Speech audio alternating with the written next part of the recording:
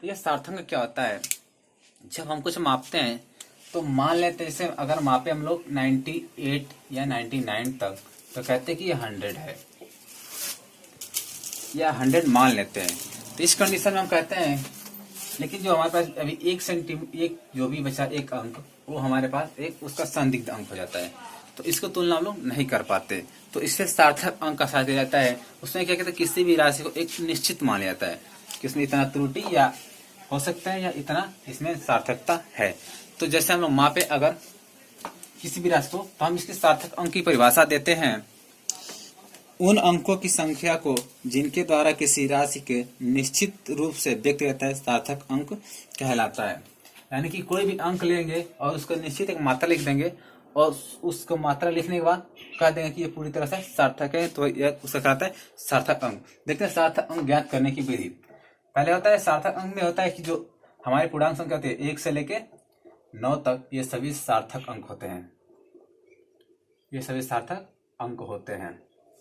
दूसरा इसका होता है नियम, जैसे मान लीजिए हम कोई संख्या ले ले 0000525 ऐसे ले लेते हैं, तो अगर हम इसके पहले जो शून्य लगाए हैं ये असार्थक अंक नहीं हो सकते, यानी कह सकते किसी संख्या के पहले लगाए गए शून्य सार्थक अंक नहीं होते। ये हमारा दूसरा नियम है।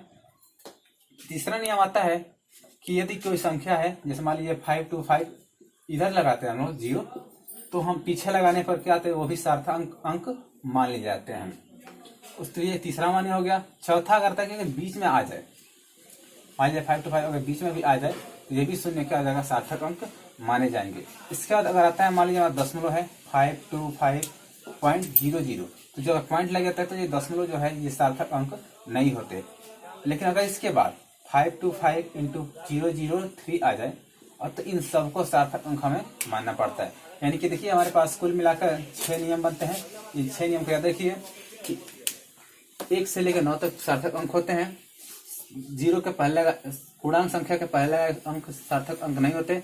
पूर्णांक देखिए फिर ये पूर्णांक संख्या पीछे लगाए अंक 0 सार्थक अंक होते हैं, बीच में लगाए 0 भी सार्थक अंक होते हैं। दशमलव के बाद लगाए अंक सार्थक नहीं होते। लेकिन यदि दशमलव के बाद कोई एक अंक आ जाए पूर्णांक, तो क्या ये सभी सार्थक अंक हो जाते हैं। ये हमारे सार्थक अंक हैं। उसके बाद करते हैं सार्थक अंक का उपयोग क्या करते हैं, तो देखिए जोड़ घटाव में करते हैं, गुणा भाग में करते हैं, या कहीं मापन में इसका प्रयोग करते हैं। अगर मान लीजिए हम लिखा है 525 × 10 का पावर कुछ भी लिख दें, जो भी मान लीजिए 3, 4, 5 कुछ भी लिख दें, तो जो ये पूर्णांक है यही सिर्फ सार्थक अंक माना जाता है, ना कि ये 10 का पावर 4, ये सार्थक अंक नहीं माना जाता है। अंक में करने वाली हमारे जो हमसे सावधानियां करनी होती है, तो पहला सावधानी क्या होता है उसमें कि अगर मान लीजिए कोई भी राशि मापते हैं तो हमेशा मात्रक समान होना चाहिए, यानी कि एक ही पद्धति का होना चाहिए। यानी जो राशि है क्या है, समान पद्धति का होना चाहिए।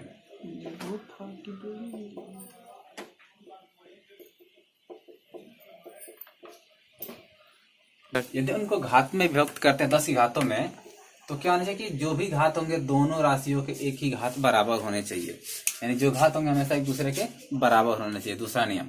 तीसरा नियम ये आता है हमारा कि यदि लास्ट में हम लोग मान लीजिए अगर 10, 0, 0.05 लिए हैं, तो हम जिसको नियरेस्ट जब करते हैं तो 0, 0, 0 × 0 न हट करके यहाँ पे 6 कर लेते हैं, या हम 1 कर दे, यहाँ पे 5 के ऊपर 1 करेंगे क्योंकि यहाँ कुछ अंक नहीं है। यानी जब ये अंक बढ़ाता है हमारा, यानी 0 से लेके 4 तक लास्ट वाला हमारा अंक हो तो हम उसको 0 मानते हैं, और 5 से लेके 9 तक हो तो अंक हम 10 मानते हैं।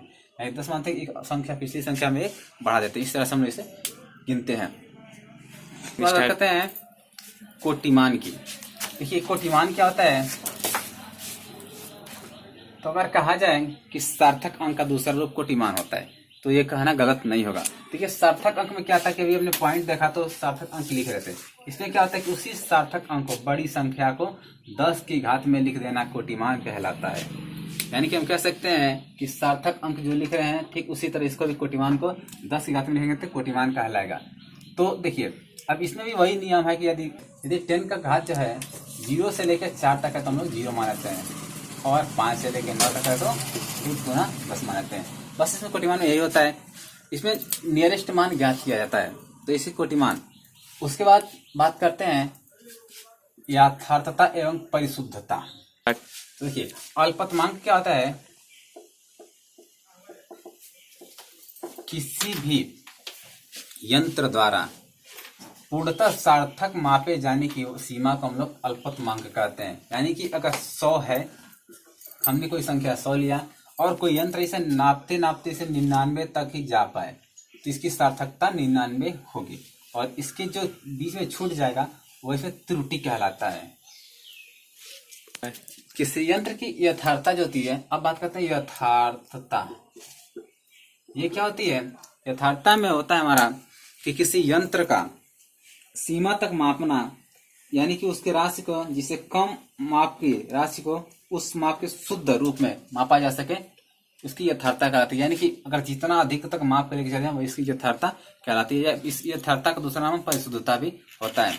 तो ये हमारे अल्पतमांक और कोटिमान है। आगे हम लोग देखेंगे जैसे 2-3 राशि होती है। बर्नियर कैलिपर्स एक होता है यंत्र, बर्नियर कैलिपर्स। बर्नियर कैलिपर्स का अल्पतमांक होता है 0.01 होता है अल्पतमांक।